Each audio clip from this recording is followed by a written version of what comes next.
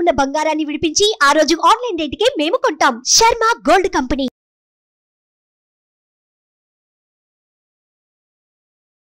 నమస్తే, welcome to Suman TV. నేను మీ యామ్ని. ప్రస్తుతం మనతో ఉన్నారు ప్రముఖ ఆధ్యాత్మికవేత్త డాక్టర్ అనంతలక్ష్మి గారు ఉన్నారు. అమ్మతో మనం మాట్లాడదాం.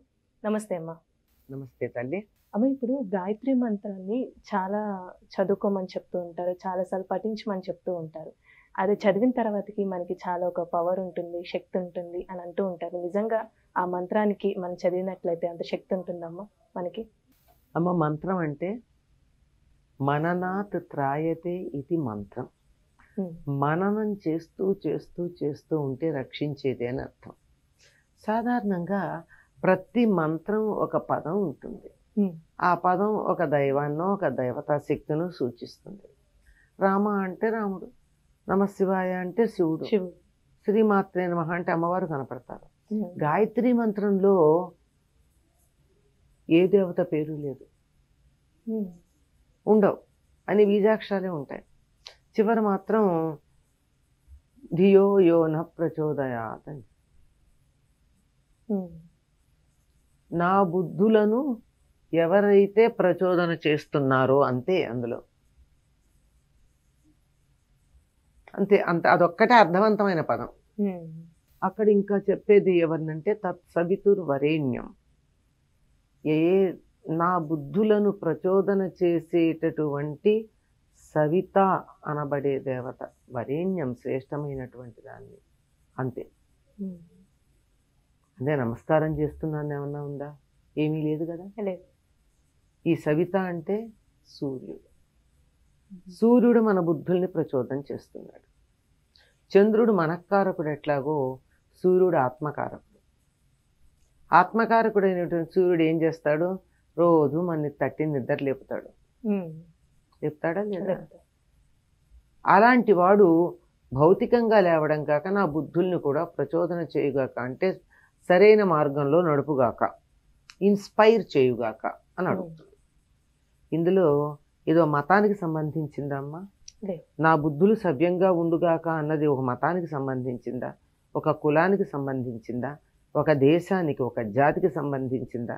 కాదు, సర్వ మానవాళి కోరుకోదగినటువంటిది, కోరవలసినటువంటిది ఇది.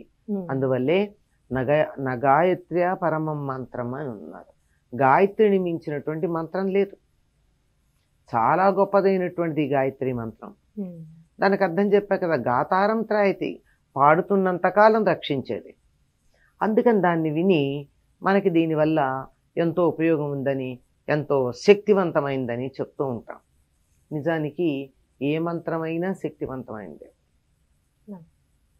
ఇది మరింత శక్తివంతమైంది. ఇది 24 అక్షరాలు, త్రిపద షట్కుక్షి, 3 పాదాలే ఉంటాయి, 6 గర్భాలు ఉంటాయి, తర్వాత 24 అక్షరాలు ఉంటాయి.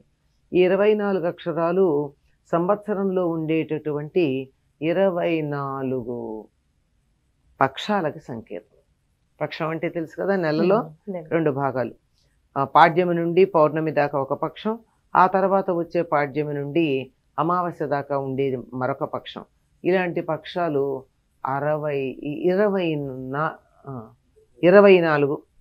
ఆ 24 పక్షాలకే సంకేతం 24 అక్షరాలు ఉన్నటువంటి గాయత్రి. కనుక గాయత్రిని మనం ఉచ్చరించాము అంటే ఒక సంవత్సరాన్ని ఉపాసన చేసినట్టు. అంటే కాలానికి అతి చిన్న ప్రమాణంగా చెప్పబడేటటువంటిది సంవత్సరం. సంవత్సర ఉపాసన ద్వారా భగవంతుణ్ణి, కాలస్వరూపుడైనటువంటి భగవంతుణ్ణి ఆరాధిస్తున్నాం. ఇది దానికి సంబంధించింది. ఈ గాయత్రి మంత్రాన్ని ఉచ్చరించేటప్పుడు సుస్వరంగా ఉచ్చరించాలి, తప్పులు లేకుండా ఉచ్చరించాలి. సుస్వరం అంటే నా కంఠస్వరం బాగుంది అంటే అది సుస్వరం కాదు. అది ఎలా ఉంటుందంటే, నా గొంతు బాగుందా అంటే బాగుందండి, ముడతలు లేవు అని చెప్పినట్టు ఉంటుంది. ముడతలు లేకపోవడం గొంతు బాగుండడం కాదు కదా. గొంతులో బొంగురు అది లేకుండా స్పష్టంగా రావడం గొంతు బాగుండడం. అట్లాగే ఈ మంత్రం కూడా ఏమిటి అంటే దాన్ని చక్కగా ఉచ్చరించటం. దీర్ఘం ఉందో, ఎక్కడ రసం ఉందో దాంతో ఒకటి స్వరం అని చెప్పాను. ఈ స్వరం అంటే ఉదాత్త అనుదాత్త స్వరితాలను ఉంటాయి వేదంలో. అంటే మనం మాట్లాడేటప్పుడు ఒకే స్థాయిలో మాట్లాడేది, ఉండి ఉండి కొంచెం కిందకి దిగేది, మళ్ళీ ఈ స్థాయి నుంచి అలా పైకి వెళ్ళేది, వీటిని స్వరం అంటారు. ఇలా సుస్వరంతో గాయత్రిని గనక ఉపాసన చేసినట్టయితే అత్యద్భుతమైన ఫలితాలు ఉంటాయంటారు. ఏమిటి గాయత్రిని ఉపాసన చేస్తే మంత్రాలకి చింతకాయలు రాలుతాయా అంటే, చింతకాయలు రాలడానికి మంత్రాలు అక్కర్లేదు అని సమాధానం. అంతే కదా, చేతిలో చిన్న రాయి ఉంటే చాలు, లేదా కాసేపు కొద్ది కాలం ఎదురు చూస్తే చెట్టు నుంచి రాలేదే కింద పడుతుంది. అట్లాంటి దానికి జీవితం అంతా కష్టపడి మంత్రాలని ఉపాసన చేయాల్సిన పని లేదు. రామకృష్ణ పరమహంస దగ్గరికి ఒక ఆయన వచ్చి, నేను చాలా కష్టపడి ఇన్ని సంవత్సరాలు కష్టపడి నేను జలస్తంభన విద్య నేర్చుకున్నాను చూడండి, ఇదిగో ఇలా నీటి మీద వెళ్ళిపోతున్నానని గంగా నదిని దాటి అవతల ఒడ్డుకి వెళ్ళాట.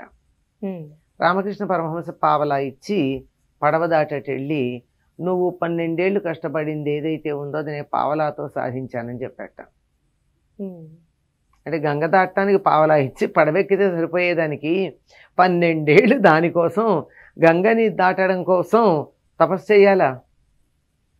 అది అంటే మంత్రాల యొక్క ప్రయోజనం ఏదో వస్తుందని కాదు, అది ఉచ్చరించినప్పుడు మనలో కలిగేటటువంటి పరిణామం ఏదైతే ఉందో అది ప్రయోజనం. ఎట్లా కలుగుతుంది అంటే, ఒక్కొక్క అక్షరాన్ని ఉచ్చరిస్తూ ఉన్నప్పుడు నాలుక వెళ్ళి అంగిలికి తగులుతుంది. ఆ తగిలేది కూడా ఒకే రకంగా తగలదు. ఒక్కోసారి ఇట్లా ఉండి ఇలా తగులుతుంది, ఒక్కోసారి ఇట్లా ఉండి ఇట్లా తగులుతుంది, ఒక్కోసారి ఇట్లా ఉండి ఇలా ఊష్మ అంటామే, ఇలా ఒక తొట్టెలాగా ఒక కాలవలాగా నాలుక ఉంటుంది, వెళ్ళి అంగిలికి తగులుతుంది. అంగిట్లో కూడా ఇక్కడి నుంచి ఈ పళ్ళ చివరి దాకా ఉన్న భాగాలకు తగులుతుంది నాలుక. అలా తగిలి ప్రత్యేకమైన అక్షరాలు తయారవుతాయి. మనం మాట్లాడేటప్పుడు కూడా మనకి తెలియకుండానే ఈ పనంతా చేస్తున్నాం. ఇంత బాగా ఈ ఉచ్చారణ చేసేటప్పుడు ఈ అంగిలికి తగిలినప్పుడు అక్కడ ఉండేటటువంటి నాడుల యొక్క కొసలు ఉత్తేజితం అవుతాయి. తద్వారా శరీరంలో మార్పు వస్తుంది, ఆరోగ్యం కలుగుతుంది. నాడీ మండలం సవ్యంగా ఉంటే శరీరం అంతా బాగున్నట్టే కదా. ఆ రకంగా అక్కడ గాయత్రి మంత్రం చదివినప్పుడు చక్కని మార్పు వస్తుంది. ఏ మంత్రం చదివినా వస్తుందమ్మా అటువంటిది. మంత్రం స్పష్టంగా చదవాలి. అందుకే ఒకదానికొకటి చదివితే ఒక చోట తగలాల్సిన నాలుగు ఇంకో చోట తగిలింది అనుకోండి, సకలం అనాల్సింది శకలం అన్నారు. సకలం అంటే హోల్, శకలం అంటే పీస్. ఎంత అర్థం మారిపోయింది. అట్లా జాగ్రత్తగా కనుక ఉచ్చరించినట్టయితే ఎక్కడెక్కడ ఏ అక్షరాలు పలికేటప్పుడు ఏ దేవతలు ఉత్తేజితం అవుతారో దానివల్ల మనకి ఆధ్యాత్మికమైనటువంటి ప్రగతి కలుగుతుంది. అంతేకాదు లౌకికమైన ఆరోగ్యం కూడా చక్కబడుతుంది. ఎప్పుడైతే ఆరోగ్యం చక్కబడిందో మన నిర్ణయాలు చక్కగా తీసుకోగలుగుతాం, దానివల్ల జీవితం బాగుంటుంది. అమ్మ, ఇప్పుడు ఉపనయనం చేసేటప్పుడు జంజం వేసేటప్పుడు గాయత్రి మంత్రం చదువుతూ ఉంటారు. అసలు ఆ ప్రాధాన్యత ఎందుకమ్మ ఉపనయనం చేసేటప్పుడు ఆ మంత్రానికి? ఇప్పుడు మంత్రం ఉపదేశం చేసి ఆ ఉపదేశం చేసిన మంత్రం ధ్యానం చేయదు, వాళ్ళు జపించాలి కదా. దానికి ఉపదేశం చేసే సమయం ఉపనయనం. అక్కడి నుంచి వేదాధ్యయనానికి అధికారం వస్తుంది. అంటే ఎన్నిసార్లు చదువుకోవాలమ్మా ఈ గాయత్రి మంత్రం వాళ్ళు? తప్పనిసరిగా దశ గాయత్రి అంటారమ్మా. చేతిలో జంజం ధరించి కనీసం తొందర ఉంటే కనీసంలో కనీసం ఒక 10 సార్లు చదవాలి. 10 సార్లు లేదంటే 108 లెక్క మనకుండనే ఉంది. చాలా చక్కగా తెలియజేశారమ్మా, ధన్యవాదాలు. ధన్యవాదాలమ్మా. సుమన్ టీవీలో మీ పర్సనల్ అండ్ బిజినెస్ ప్రమోషన్స్ కోసం కింది నెంబర్కి కాంటాక్ట్ చేయండి.